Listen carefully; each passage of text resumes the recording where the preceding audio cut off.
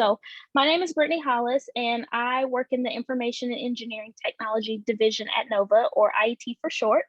I am the career coach in the IET division, and so what I do is I plan a lot of the career readiness activities for students who are majoring in any of the IT programs like cybersecurity or data center operations. So that looks like resume workshops and mock interviews and programs with different companies to help them network. If they need help with reviewing or writing their resume, I also provide those services as well. So yeah, that's a little bit about me and kind of what I do. And so I'm just going to go ahead and jump in and introduce both of our speakers for today. So our first presenter that we have is Margaret Leary. So Margaret, give a little wave so they know who you are. So Dr. Margaret Leary is a professor of cybersecurity at NVCC, where she has taught and developed curriculum for IT and cybersecurity for over 20 years. She has more than 30 years experience consulting and working in the IT and cyber fields, serving as a senior cybersecurity policy advisor to federal agencies in the Washington, D.C. region, including performing various studies on e-authentication, identity theft, and privacy. She serves on the leadership team for the National Cyber Watch Center, an NSF-funded consortium of higher education, government, and businesses focused on advancing cybersecurity education and research and strengthening the national cybersecurity workforce. She is also the director of an NSA Center of Academic Excellence National Resource Center, training faculty at 2- and 4-year institutions to review applications for institutions seeking CAE, CD, and CAE 2Y designation. I'm going to ask you to tell us what that is, Margaret, because I don't know. It's a designation. There's about 366 universities and colleges across the country that NSA affords or designates as a center of academic excellence with their cybersecurity programs, anywhere from community colleges through PhD programs. And so NOVA is one of those. And we are a national resource center to help other schools become designated. Perfect. Cool. Really cool. She was also appointed as cyber faculty in residence to the governor's office in 2015 to assist with increasing the number of community college cybersecurity programs in Virginia, and was awarded a State Council for Higher Education Virginia Outstanding Faculty Award in 2017. She serves on a variety of cybersecurity education and industry working groups and advisory boards. So our other presenter for today is TJ Saccone. He is the Vice President of Critical Operations for Stack Infrastructure. TJ has over 11 years of data center management experience and a combined 17 years of involvement with critical facilities. TJ is also an adjunct professor for NOVA, where he teaches the Introduction to Data Center Operations course. TJ was recently awarded the NVTC Data Center Community Award. Prior to joining Stack, TJ was a senior operations director for a large colocation provider, a manager for a sizable enterprise cloud provider, and the portfolio commissioning manager for another local data center company. From 1994 to 1999, TJ was enlisted in the U.S. Navy, where he qualified senior in rate, chief mechanical operator, while serving on board the USS Enterprise, where he was responsible for the daily mechanical operations of the nuclear power plant. TJ successfully graduated magna cum laude from Immaculata University in 2008 with a BA in organizational dynamics with an emphasis on business management. So thank you both to Margaret and TJ for being here with us today. And thank you, TJ, for your service. We're going to go ahead and get started. So Margaret is going to start us off, and she's going to talk a little bit about the cybersecurity program at NOVA, and then we'll have an opportunity for you to ask questions. So if at any time you have a question that you would like to ask, please pop it in the chat, and we will be monitoring the chat and filtering those questions back to Margaret and TJ. And then after Margaret talks about cyber and we kind of get into some of the questions, TJ is then going to talk about data center operations. So Margaret, whenever you're ready, take it away. You can see my slides, okay, right?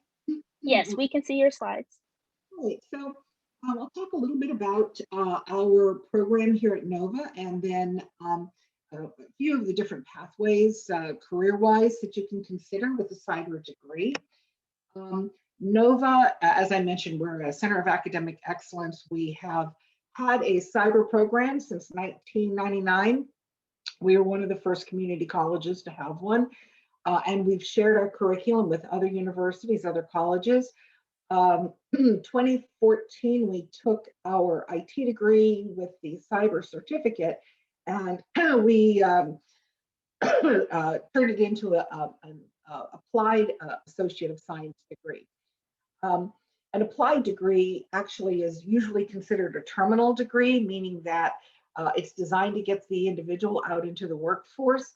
But we recognize that we have a unique area here in Northern Virginia that by and large, students are expected to have a 4-year degree. And so for those students that come in with no previous degree in any other area, we do recommend that they transfer into one of our partners. And to that end, we actually have some very good partnerships with Mason, with George Washington University, with their College of Professional Studies, and some others that take our degree in full.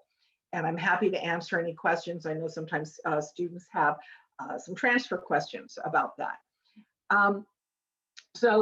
We also have participated with the Scholarship for Service program in the past. We put about 15 students into full ride scholarships with several of our partners, 3 different partners at senior institutions. And with one we had, or with 2, I think we had, actually it was 4.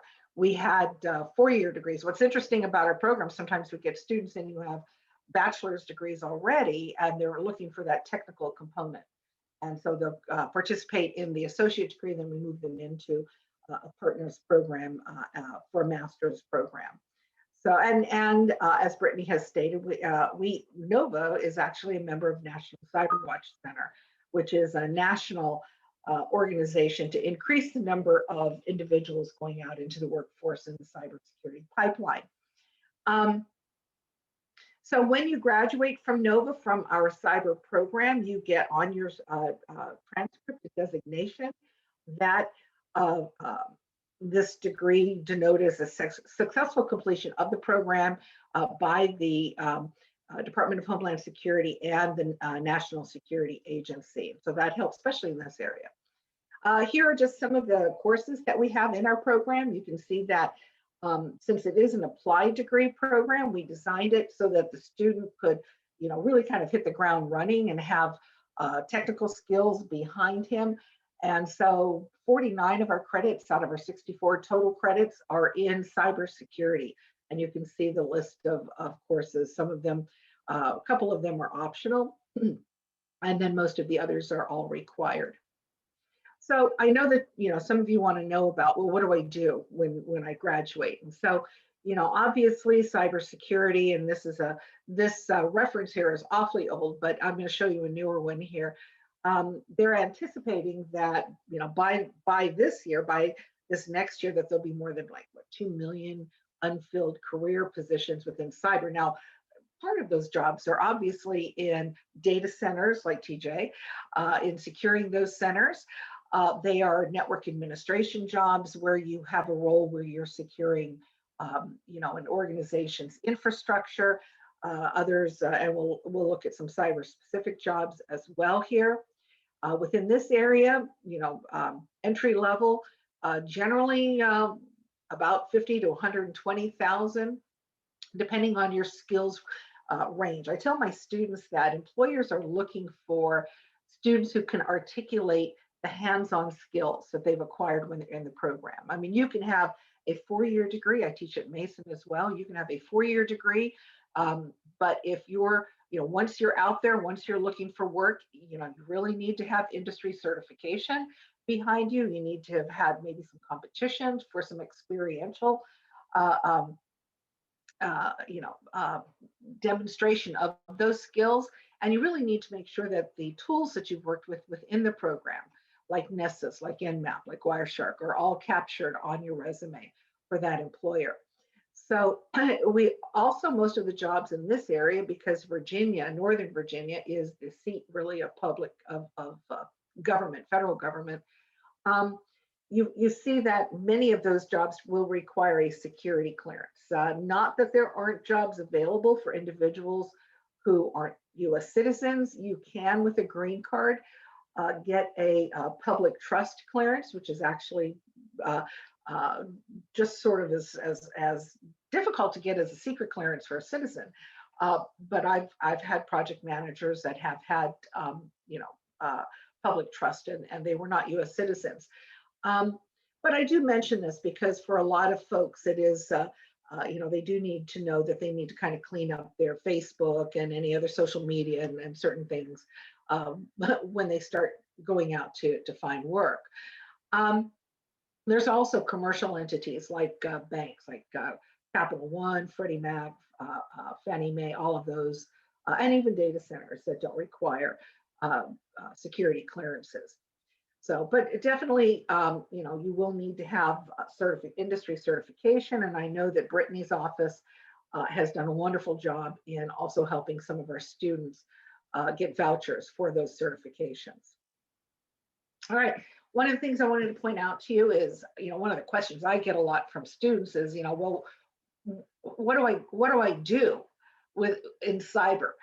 They know that they want to go into cyber, but they really don't know what cyber is. And so I would point you to a site that NIST has developed in combination with CompTIA and Burning Glass. Burning Glass is a job board. And a couple of different options here. First, I pulled up the interactive map here just as a display. You have a career pathway also that you can go to. But this interactive map here, you can see that the last time that they updated this, and they try to update it fairly frequently, but they have 58,000 jobs within Virginia that needed to be filled. There were job openings here, and total employed right now, 84,000. And so you can see some of the top job titles. I often tell my students to do a gap analysis and go out, take some of these job titles that sound interesting, look at the work that you would do in those job titles, and then also look at the skills and see, well, what am I getting out of my program? What do I need? Gee, I took Java, but it says they want Python. Do I have to take a course for that? Not necessarily. I'm a huge proponent of what they call MOOCs. You could do edx.org and pick up skills. The whole thing is having those important skills to satisfy the employer's needs. So you can see some of the jobs here. They also talk at the bottom about the different certifications. And so you can see that in our area, we've got a number of Security Plus holders, and that usually is because Department of Defense, as well as federal agencies, require Security Plus, even for some of their non-security related IT jobs. My son is working at a help desk, and he had to have a Security Plus.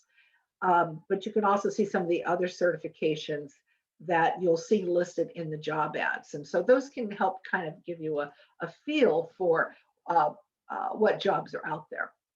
So different types of roles. You have computer forensic specialists.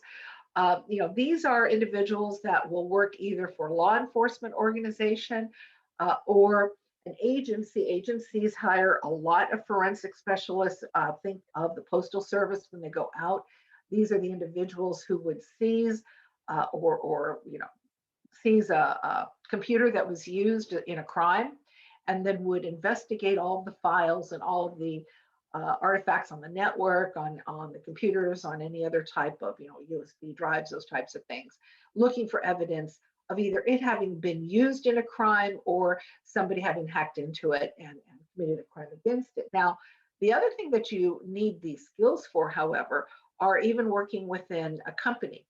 If you are, for instance, an information system security officer, you may be involved in incident response. And so you're not gathering information from a law enforcement perspective, but you're looking for something that we call root cause to make sure that you know how the person hacked into your network so that you know how to fix it so he doesn't hack in again, right?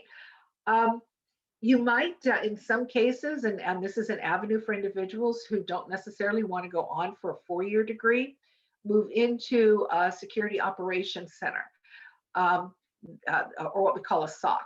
And so this is a picture of Symantec SOC. We have good relationships with the NCIC in Arlington that is for federal government. However, they do usually want to recruit from bachelor degree students, but we often take our students over there for a tour of their SOC. But this is an organization where your job role would be to monitor what's happening with your customers. Are they being attacked by anybody? Are you seeing these attacks move from system to system? Are you seeing them move from company to company? Which is an important uh, uh, aspect too of this. And so you're really the first line of defense in a hacking attack. A lot of interest by folks going into this field and being an ethical hacker. We do offer ITN 261 as a course that our students will learn how to, well, number one, you're going to set up a virtual machine, and then you're going to load an operating system, a couple of operating systems in those. And then you're going to scan using industry tools, look for a vulnerability, or what we like to call undocumented features. You're looking for a bug that a hacker would look for, so that you can then find an exploit that's been written already and try to exploit that vulnerability and hack actually into that system. Companies pay you to do this. Otherwise, it's what we call a felony. But companies pay you to do this so that you're checking their security to make sure that there are no vulnerabilities. Hopefully, they have no vulnerabilities that you're able to exploit. Social engineering, of course, is though people are the weak link, right? Social engineering is when you are able to manipulate the employees and get information out of them sufficient to allow you then to successfully compromise a system. And I've led some pen testing, penetration testing teams before, and I like to tell people that you can have a very hardened system, but if you allow a team to go out and use social engineering techniques, you will always be 100% successful at compromising that network. And our team's always been successful at doing that. So also, I think with workforce, with Brittany, we are partnered with EC Council. Certainly, we've worked with them a lot over the year, and they offer the Certified Ethical Hacker certification. And then just more on industry certification, we also are a partner with CompTIA, so you can get a 40% discount on your exam voucher as well by going up to the CompTIA Academic Marketplace with your NOVA email address. Student development plays an important part. I'm almost finished up with my slides, but student development plays an important part in the Center of Academic Excellence requirements. And so, internships, we do attempt to go out. Sometimes, these are not something we can't bend people's arms to give us internships, but we have had very good relationships with employers that have had them. We've placed a number of students into internships that turned into long-term engagements with them. Scholarships, both of these, though, tend to be very competitive. It's interesting when we talk about scholarships, one would think that GPA was the deciding factor for that, but not always. We had scholarships that we were offering to students, and we had about 15 students. This was for 3 years, full ride scholarship. And when we got them into the room with the senior institution, I remember she was asking one question, and that was, so what have you heard about cyber recently? And even though, all of them had 4.0 grade point averages, only 2 students were able to share what they'd heard recently on the news about a hack or whatever, and I forget, which one had been in the news predominantly at the time, but the other students couldn't think of anything. And so, obviously to her, that represented a lack of interest really in that discipline. And so, that's really what it boils down to. The employer is looking for somebody enthusiastic within this discipline here. And so we do have student competitions. This year we made it into the qualifying rounds of this collegiate cyber defense competition. This is a national competition of community colleges, four-year schools, and graduate programs. And so they only have 10 schools that make it into the qualifying rounds out of about 1,000 or so. And so, and then also we participate with the National Cyber League, that is an individual cyber competition. We've done very well with some of our students in that. So, and then I have a Cyber Watch Facebook page that I advertise a lot of other opportunities on for students. And so that's usually on our syllabus. And so that's all that I have. All right, thank you, Margaret, so much. So now we'll take questions. Let me see if I can jump over to the chat to see if there are any questions. And feel free to ask anything that you might be curious about. This is a great time while you have two faculty members in front of you to answer. Let's see. I don't see any questions in the chat. The chat is quiet today. I see Brian said, what are some of the companies that allow people to go intern for them? That's a great question. What are the companies? They range from larger companies to some really kind of boutique security companies. We have worked well, and I won't list their names because I don't want people running off pestering them for internships. But we have worked well with one out in Ashburn, in fact, that we've placed about 6 students into that one over the years. We tend to vet them very carefully to make sure that the students' qualifications are meeting the employer's needs. We've put about 6 actually down with the Security and Exchanges Commission in the past. That contract went away, and so those opportunities also went away, but it can range from, maybe a federal agency. We've been asked to support another federal agency with their SOC. So, these things come and go, and it just all depends on the agency's needs and their awareness that we have students that are available to fill those. Okay, Samuel says, what about the Science Center? I'm not sure. Are you talking, Samuel, about the Science Center in Manassas, the STEM? Yes. Yeah, I can't really address that too much. I teach up at Alexandria, and so our program is consistent in how it's taught across all of the campuses. So the only thing I can say is that, we have at all of the campuses, there's an opportunity to take all of the courses as well as take them online. So I don't know specifically about the Science Center, except that they also specialize in STEM occupations and have some interesting programs over there to check out.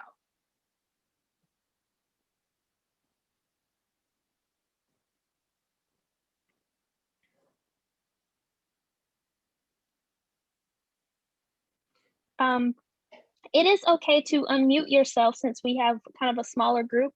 If you want to unmute, it's probably easier to ask your question that way. Just raise your hand first so we're not like playing popcorn, so we know who to call on. So if you have a question and you would like to unmute yourself, feel free to use your reactions down in the bottom of your Zoom window and raise your hand and we'll get to you. Brian has a question. You're the first hand I see. So Brian, go ahead and unmute yourself if you would like. Hey, Margaret. So I had so about the internship. So you said that the opportunities kind of come and go, and those opportunities, would they be posted on that Facebook group you were talking about? You're muted, Margaret. No, I'm not. Oh, there you are.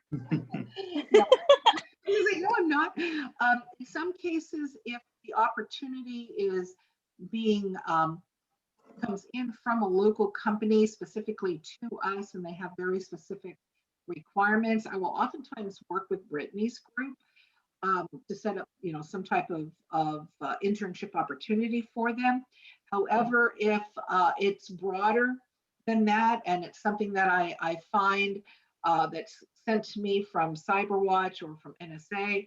Those I tend to post into Facebook if they're not looking for specific individuals, so I'll post it there, and students should know that. Well, there's also a feed on our CyberWatch Center. I'll post the link here, www.ndcc.edu/cybersecurity.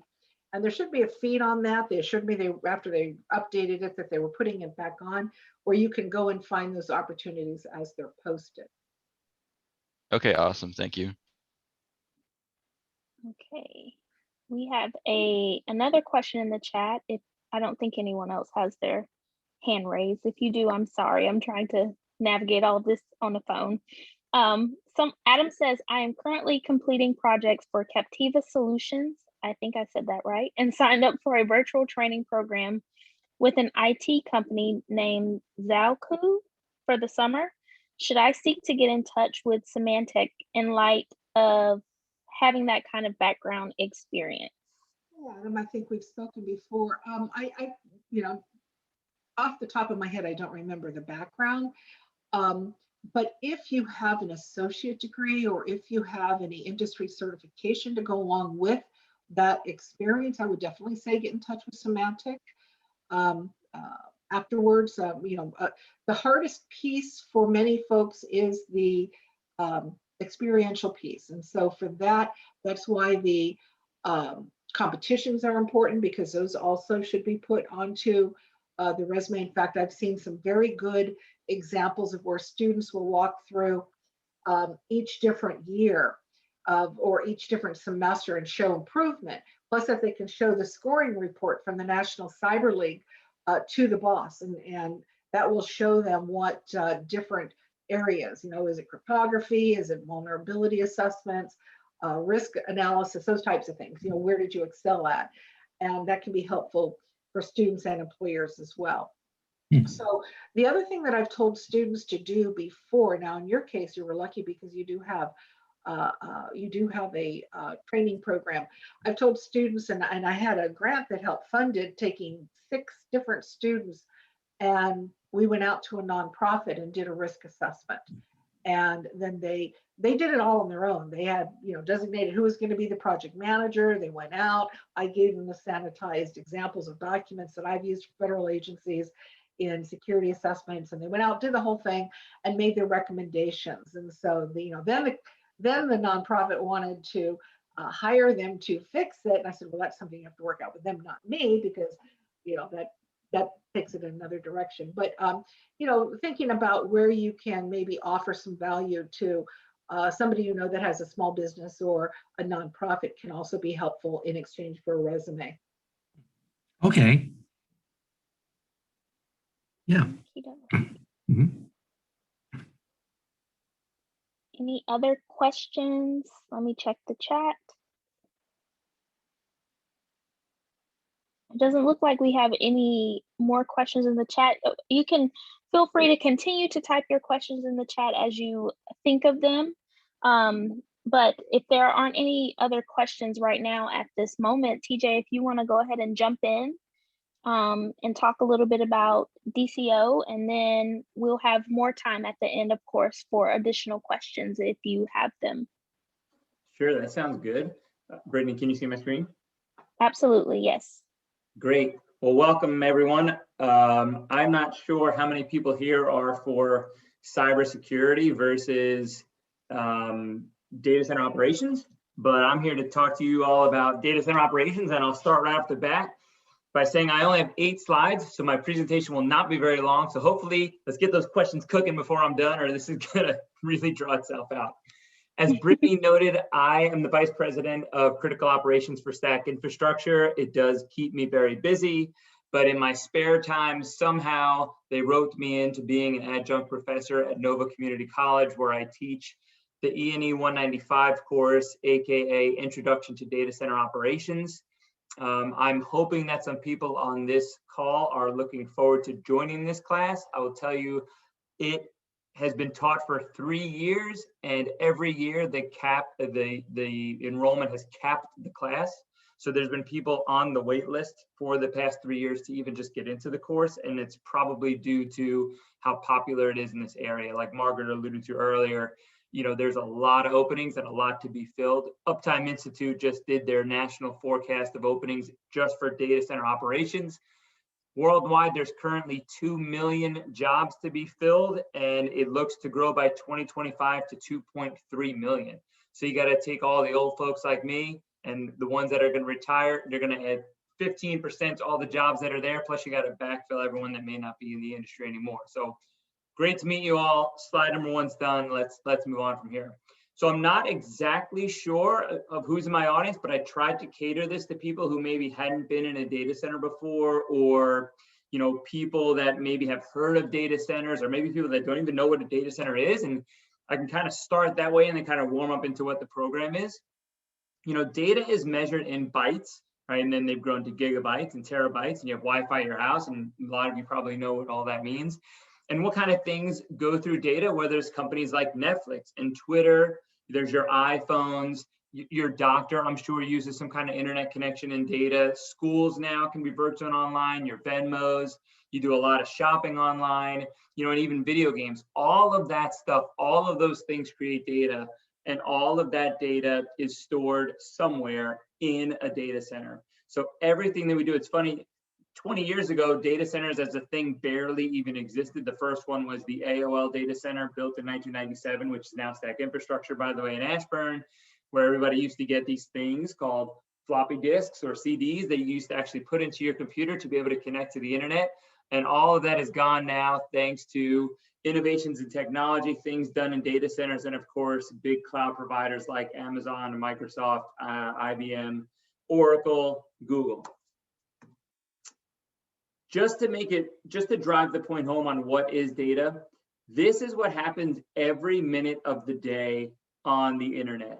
Look at some of the amazing things on here. I mean, a little fact that I like to tell all of my students is 90% of all of the world's data ever created for storage was done in the last 2 years. So if you take all of history and then the last 2 years, 90% of all of the data was just done in the last 2 years. And that's due to things like 4K video, 1080p, right? High compressed data, high compute, all these things that were done with new technology for liquid cooling, or just simply demand, or the Internet of Things, where people are connecting internet-based devices to, you know, to the web or to some dark fiber somewhere. Some of these here are pretty amazing. You look at, I don't even know if Vine's around anymore, but I think maybe this slide's a couple of months old. But Tinder made it to the list, 416,000 swipes. I'm sure some of you are getting a kick out of that. You know, 277,000 tweets, 216,000 photos on Instagram. I swear, like when my kids look at Instagram, they're trying to get to the bottom as if they're going to make it. And when you see something like 216,000 new photos a minute, they're going to have to spend quite a bit of time on there to get through everything that's being posted. You know, Facebook, 2.5 million. I'm surprised I didn't add LinkedIn on here, but maybe that's because only old folks like me use LinkedIn. By the way, any of you on here that if you don't have a LinkedIn and you want to get into this business, get a LinkedIn right now. #1 pro tip after this presentation. You know, one of the awesome things to me that puts dollars to this, if you look at the bottom middle, Amazon does $83,000 a minute in online sales. And I bring that up so if any of you ever ends up interviewing for Amazon and they're trying to like negotiate wages, you just tell them how much money they make, and then I'm sure they can afford that extra 50 cents an hour you may want to get in the door. So, you know, how do you speak to the internet, and how do data centers correlate to all this, and how does all that work? Well, let's say you have your phone, whether it's Android or iPhone, which Android, I'd say move away from that, go to iPhones. That's what I have. And you just want to send a message to one of your friends. From there, depending on where you live, it can either go to satellite signal or it can go to a cell tower. From those cell towers, they are physically connected with dark fiber under the ground to a data center. One of the reasons why Northern Virginia is the home of data centers is a long time ago, and by a long time ago, I mean in the late 1900s, the government wanted a place to fall back to should something happen in Washington, D.C. They built a ton of underground dark fiber in the Northern Virginia area. Well, over time, as we found the need for that doesn't have to be limited to just government, data centers started migrating here. Land back then was cheap. It was all farmland, which now it's over $1 million an acre, right? And it just really led itself to not having any sort of earthquakes, floods, really don't have to worry about hurricanes, no natural geographic threats, a lot of greenery, a lot of privacy. Well, at least it used to be that way. And it lent itself to data centers migrating to the area. Now, not only does it have all those things, but there's a lot of financial incentives done by the Loudoun County Economic Society to allow data centers and to entice them to move to this area. And that's really just how a data center works. You want to send something somewhere, it transfers to a data center, the data center processes that data and goes back to you. Think about, for those of you that shop on Amazon, when you put something in your cart, it creates an instance on a data center server somewhere in an AWS data center. When you buy your stuff from that cart, it gets to clear that instance out. So you may notice that sometimes if you put things in your cart, they'll send you these kind of annoying reminders saying, hey, you have something in your cart. Not only do they want you to buy it because they want the money, but they want you to free up that space on their computer because you're using up some of their room where somebody else could be buying something. So it's kind of like a twofer there when they send you those reminders. So what is it that we do? Like, why do we need data center operators? Just so you know, this is not an IT position, and it is also not a cybersecurity position. There is some security piece to this, of course, with the physical hardened structure and maintaining the integrity of the building, but we do power, we do heat removal and cooling, and there's also a large part of this that is based in client success. I've met a few people recently that had degrees in hospitality that are looking to career change into the data center operations business. And it really lends itself to that. My degree is not in engineering. I am not an engineer by degree. Yes, I did time in the nuclear Navy and I do have some engineering background. My degree is in HR and business management. It is not in engineering. So for anybody out there that is currently working, looking at a career switch, this is a perfect opportunity for you. I have had 3 years of students so far. I've had 41 total students. Of the 29 that have passed my class already, there's 11 that are in it now, over 80% are currently employed in data centers as data center techs, and only 6% of the students have graduated from the program. That's how in demand these are. When we talk about power, I'd like to relate this to people who maybe want a little bit of like layman's background on how this works or how much power is generated in a data center. Today it's like 85 degrees outside. So your air conditioning's probably running, that takes power. Maybe your TV's on, your laptop's on. We're all here on Zoom connected to one another. Maybe the dishwasher's running, you're doing laundry, whatever. Your house might be drawing about 5 kilowatts of power at any one given time. In a data center, one typical rack draws between 5 and 8 kilowatts, and a typical data center room, which is only 10 to 15,000 square feet, will have 400 to 500 racks in it. So imagine the cooling needed for your house, multiply that by 4 to 500, put all of that heat in one room and that power, and that is what we're doing at a data center. We're making sure that all of the electrical and mechanical infrastructure required to maintain power to those racks 24/7 and to remove the heat from those rooms are operating all the time. Holidays, weekends, no such thing as snow days, right? Virtual schools, everything that has to go on, we are mission critical. I mentioned the client success piece as well.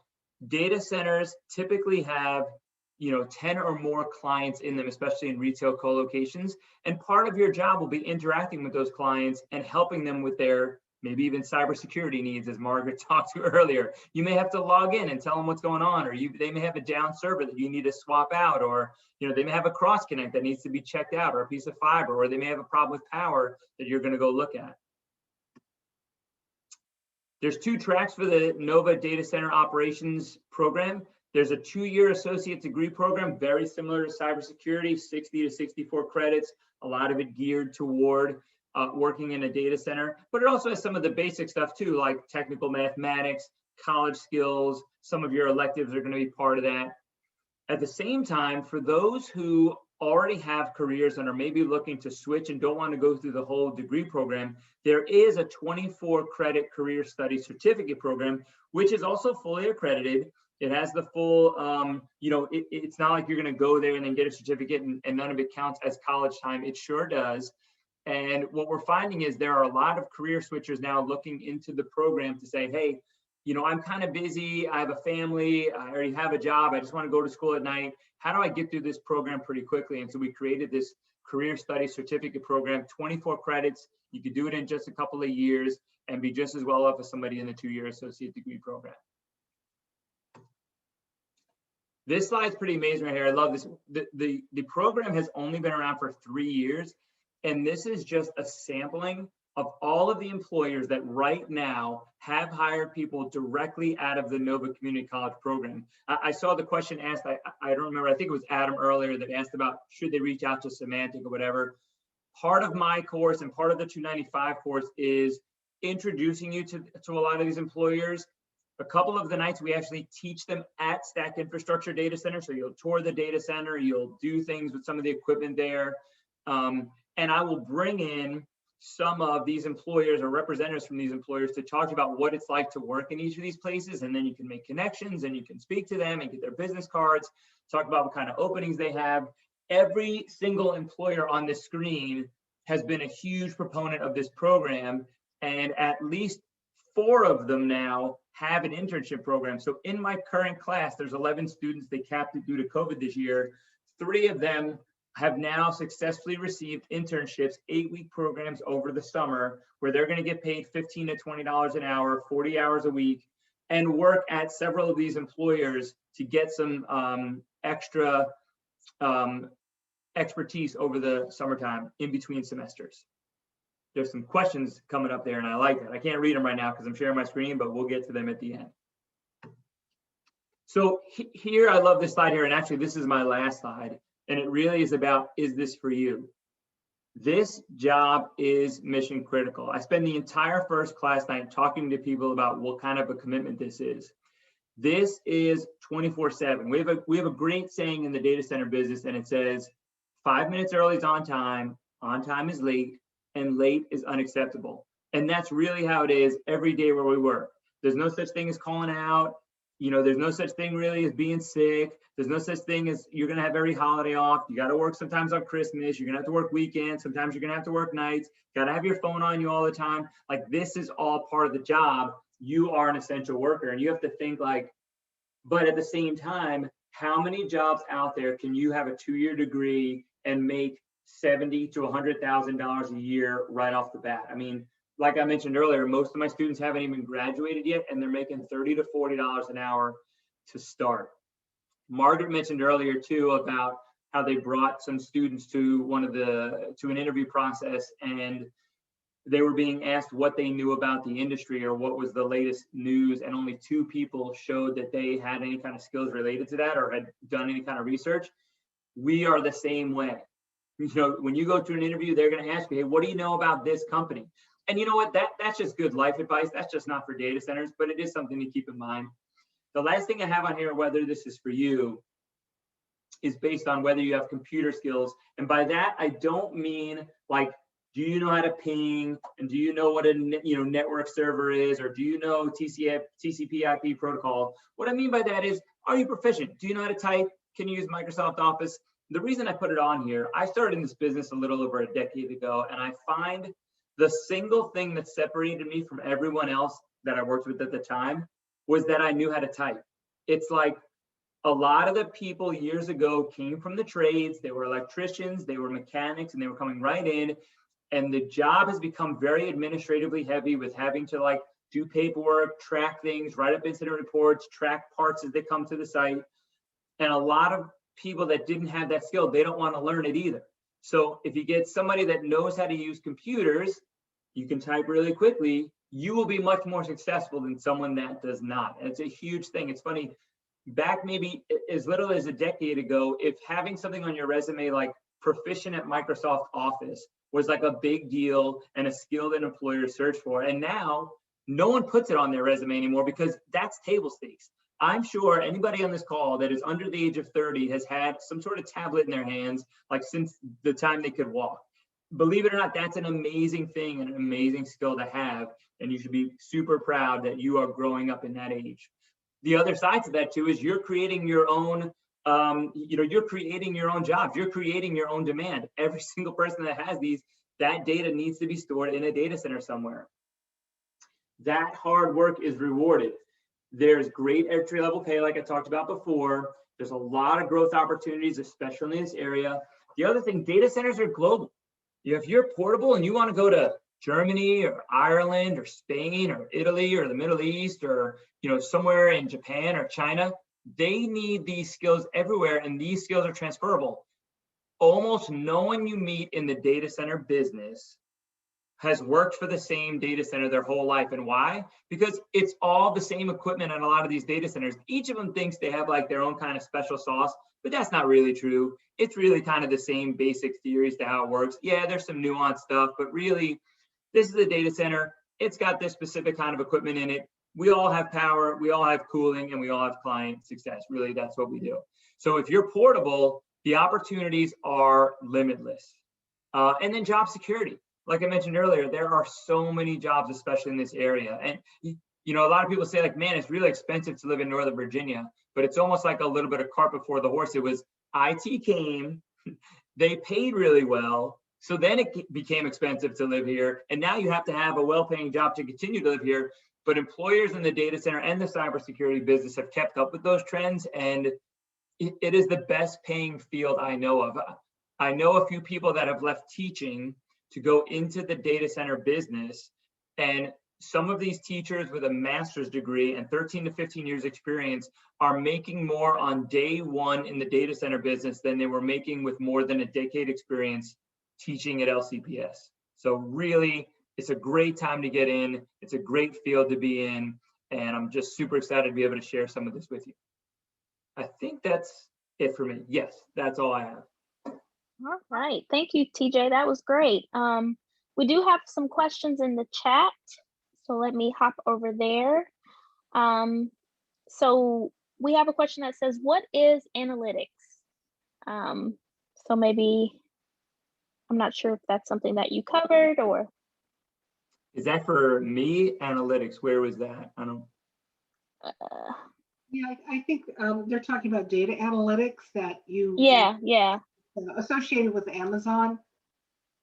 So I talked about data creation, but when I talk about data analytics, what I mean is, the compute process. To simplify it a lot, think about years ago before everybody had a laptop or an iPhone on their hand, when you had to do basic math, right? 10 times 10, right? You could figure that you had figured out in your head, and now everybody has calculators. That's a compute process. That's an analytic. Think about then too, for data centers, when you have to compute something, whatever it is, it's done in a data center. And then there's a bunch of algorithms that also run behind the scenes that are looking at all of the things that you're doing and then trying to gear your internet experience to drive you back to that place or to another place to drive revenue over and over again. I hope that answered it. Yes, I think so. If you have a follow-up question to that, Melissa, just pop it in the chat. Yeah, I see Sam wrote in there, and he's absolutely right. If this was tied with the Equinix internship, it absolutely is. Kelly Mackey is a peer of mine. Her and I kind of started that together, and she specifically is targeting students from the program to be in the internship at Equinix. Also, AWS, they've now just launched their local program for interns. AFCOM is a huge supporter of the internships, and so the 3 that we're doing over the summer are through AFCOM, and each of the students is going to spend 2 weeks at 4 to 5 different employers while it's paid to learn all different facets of the business, whether it's a construction firm, a data center itself, one of the third-party vendors like TechnoGuard, and then maybe somebody that does some kind of supply and distribution. Sam also asked another question that says, I'm taking Cisco courses at Academies of Loudoun. Would you recommend taking classes on this? I'm assuming he's referring to additional Cisco courses, Sam, clarify. Yep, so Cisco has really, how do I put this gently, almost nothing to do with what we do in data center operations. I would think Cisco could probably transfer somewhat into cybersecurity, but Margaret would have to answer that. But Cisco is definitely more on the software side. There is another side to the business called data center ops versus data center engineering ops, which is more like what this course is geared for. Data center ops, though, is still a lot of the physical layer, cross connects, rack and stack, putting servers in racks, troubleshooting fiber connections. Cisco still, again, is usually, remote desktop and things like that. Well, and also installing Cisco appliances, IDSs, those types of things, firewalls. So yeah, definitely a cybersecurity component there. All right. We had a student send me a direct message and that says, does cloud computing fall under I guess the category or the umbrella of DCO? Yeah. And if so, could you go into a little bit more detail about cloud? Yes, I absolutely can, but I will keep it brief because I'm not trying to take too much time here. Listen, 96% of all businesses that exist in the world today have some presence in the cloud. The top 5 cloud providers are Amazon Web Services, Microsoft, Google, IBM, and Oracle. They probably make up close to 90% of all the cloud that's out there. And really just all that is before cloud existed, everyone that wanted data center space needed to be in what's known as either a hyperscale, enterprise, or a co-location data center. It's just a big room where you could put your servers, but you owned all of that equipment. Now you can run all your programs on someone else's equipment, the cloud providers, and all you have to do is have a connection to them to be able to get that data back and forth. A really simple way to look at it is, let's say you have an iDevice that you need storage on, right? Like, let's say your iDevice is like a 16 gig iPhone, but you want 50 to 150 gigs of storage, and you want to be able to transfer it from device to device as you go on. And Apple annoys you every month when you're using too much space, saying, hey, why don't you sign up for 99 cents a month and we'll give you 50 gigs at that rate, and we'll just charge you monthly for it. All of that data, when you sign up for that, is stored on a cloud server somewhere. It simply then allows you to establish a new connection to it with each device you have and pull that data back for yourself. It's basically like, hey, you want computer space, but you don't want to own the computer. What we do for that is we have to staff those with data center operators. So we have to maintain all of those racks and all of the power and all the cooling associated with it. Hope that answered it. All right. Yeah, no, that was good. It explained it for me. So hopefully, okay, let's see. So this is more of a personal question to this person's like individual situation. So maybe you want to answer this offline, maybe you want to answer it now. People might want to know. This person is doing a summer training program, and they're also going to be completing an application for a National Geospatial Intelligence Agency for a full-time job in St. Louis. Are there any institutions in that area that you know of that could offer career certificates in data center engineering or operations, like the one at Nova? So there are not. There are only 3 programs like this in the entire United States. One is here, of course. The original one was created in North Carolina, and the only other one I'm aware of, there might be 2, sorry, there might be 4 total. There's one in Texas, and there's one that they just launched this year in Columbus State Community College in Ohio. Even like from a data center standpoint, St. Louis, I know, is the home of Schneider Electric. So there would definitely be connections there where if you're either looking for jobs or looking for experience, Schneider Electric as a company, their home office is there. But I don't believe that, career certificates or anything like that is offered in the St. Louis or any of that kind of Missouri area. Okay. Are there any, I don't see any more questions in the chat, but I just want to give people one last opportunity to get your questions in if you have any for TJ or Margaret. We have a few minutes left. So while someone's looking, and just to reiterate, like I said, this class has capped every time I've given it. It's usually in the spring, but I think we're going to move it to the fall. So like starting in September. And I already know that there's like 10 or 11 people that are wanting to sign up for the class in the fall. So if you are interested at all, it's a great way to kick off this degree program. I encourage you to sign up and do it soon. I think enrollment opens next month. I don't know, Brittany, you probably know better than I do. I think so. Don't quote me on that. I would check, but my internet's still. um, I guess one last question to kind of wrap it up since, oh, Melissa says what class? The class that TJ mentioned at the beginning. What's the number, TJ? That's ENE 195, Introduction to Data Center Operations. ENE 195. So one question to wrap it up. I know we have some high school students on here. So for high school students who maybe they're not getting ready to graduate, but they're interested in either of these fields, what are some things that they can do now as they are in high school to kind of help them, get them prepared to enter into either the DOC program or the cyber program? So just really quickly, I know we have to jump off. So Margaret or TJ? This is the second biggest push in our industry right now, is how to answer that specific question. The local 7x24 chapter is working on this diligently with, hey, we want to go visit all the schools, and it was going to release last year, but COVID put a stop to a lot of that. But we're working on, I know Nova has a dual enrollment program, and you can absolutely sign up to make this part of that dual enrollment. We just received an NSF grant to hopefully make that more conducive for the future. But I encourage you right now, if you're eligible for dual enrollment, just sign up for one of these classes and get started. Yeah, I would agree with that. We do have a lot of dual enrollment also in our cyber program out in the local schools. And then also there are oftentimes cybersecurity competitions and clubs at a high school level that I would encourage high school students to start engaging with to see if it's something they're interested in.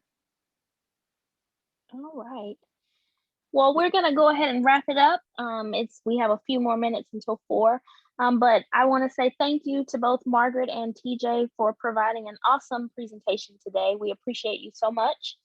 Thank you to our captioner for providing captioning services for today's session. And thank you all for being here and joining us today. And we're gonna go ahead and end the session. So we'll see you at the next one. Have a great day, everyone. Bye, everyone. Great meeting you. Bye.